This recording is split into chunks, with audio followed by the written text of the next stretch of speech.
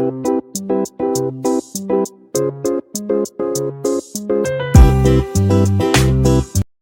Kitchen मध्ये नमस्ते। आजची recipe आहे वटाणा आणि बटाटा ह्याचा रस्सा। छान असा रस्सा, जास्त भांडी निघत नाही आणि जास्त मसाला नाही, काय नाही।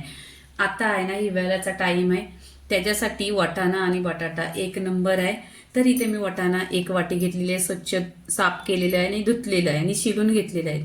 आणि इथे 2 ते 3 बटाटे घेतलेले, सालं काढलीत आणि अशी पाण्यात ठेवलीत कालपाटेल। आता ह्या रस्स्यासाठी आहे ना कोणताही मसाला बनवायचे आपल्याला टेन्शन नाही, काय नाही, एकदम 10 मिनिटात होते। पण रेसिपी पूर्णपणे पहा। इथे आहे ना आपण कढई ठेवलेली आहे, त्याच्यामध्ये 1 चमचा तेल टाकायचा। तेल छान असा गरम झाला पाहिजे आणि इथे आपण कोणताही मसाला वापरायचा नाही का बनवायचा नाही। इथे काय करते मी, मोहरी टाकून घ्यायची। मोहरी छान अशी तरतरली पाहिजे। जिरं टाकते, तेजपत्ता टाकलेला आहे। इथे 2 ते 3 कांदा कट केलेला आहे, छान असं उभं कापायचं।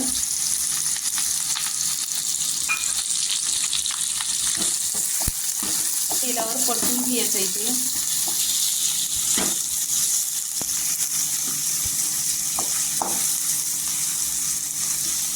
इथे कांदा सॉफ्ट झालेला आहे आणि असा छान असा गोल्डन कलर पण आलेला आहे। इथे आहे ना अद्रक आणि लसणीची पेस्ट घेतलेली आहे। इथे छान अशी तेलावर परतून घ्यायची। 1 चमचा आहे, तुम्ही जरी टेचून टाकला तरी खूप छान आहे।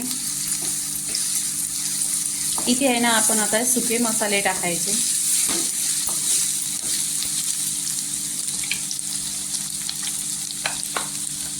हा घरचा मसाला आहे।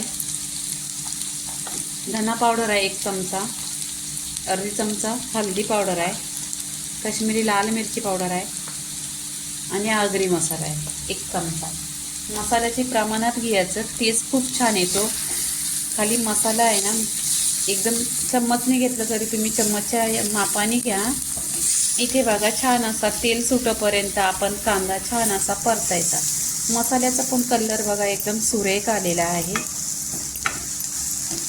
इथे काय करायचं, इथे आहे ना मी 2 ते 3 टोमॅटो मिक्सरला लावून घेतलेली, छान अशी प्युरी बनवलेली आहे।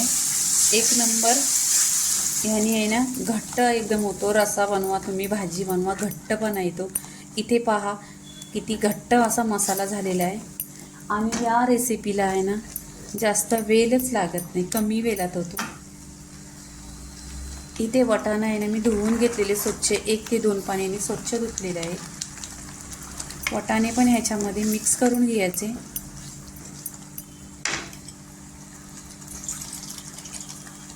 इथे 1 ते 2 बटाटे कट करून घेतलेले आहेत। छान ही रेसिपी होते, तुम्ही नक्की पहा। हिवाळ्याच्या दिवसात असे छान छान रेसिपी खायचा। आणि हिरवा वटाणा, मार्केटमध्ये भरपूर अशा भाज्या आल्यात। इथे आहे ना पाणी टाकायचं, पण पाणी कोमट किंवा गरम करून घ्यायचं। मी 1 ग्लास पाणी टाकलेलं आहे।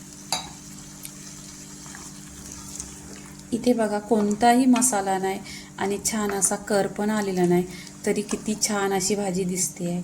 इथे आहे ना चवीनुसार मीठ टाकून घ्यायचं। मी 1 चमचा टाकलं आहे, तुम्हाला कमी जास्त ते तुमच्यावर डिपेंड आहे। इथे काय करायचं, ढाकण लावायचं। इथे ढाकण लावायचं आणि 10 मिनिटं आहे ना गॅस स्लो करायचा। इथे 10 मिनिटं झालेली आहे। इथे मी तुम्हाला दाखवते, भाजी छान अशी शिजलेली आहे बघा, पूर्णपणे अशी, आणि घट्ट पण झालेली आहे। आणि तुम्हाला बटाटा शिजलाय की नाही तो पण दाखवते। इथे बघा छान असा बटाटा शिजलेला आहे। इथे काय करायची, आता आपण पूर्णपणे रेसिपी झालेली आहे। इथे आहे ना गॅस बंद करायचं आणि कोथिंबीर टाकून घ्यायची। भरपूर अशी कोथिंबीर टाकलेली आहे। मिक्स करून एकदा घ्यायचं आणि प्लेटमध्ये काढून घ्यायचं। इथे पहा एकदम प्लेटमध्ये बघा छान अशी आणि गरम गरम आणि वाटाण्याची भाजी पूर्णपणे झालेली आहे। कोणताही मसाला वगैरे याच्यामध्ये काही नाही आहे।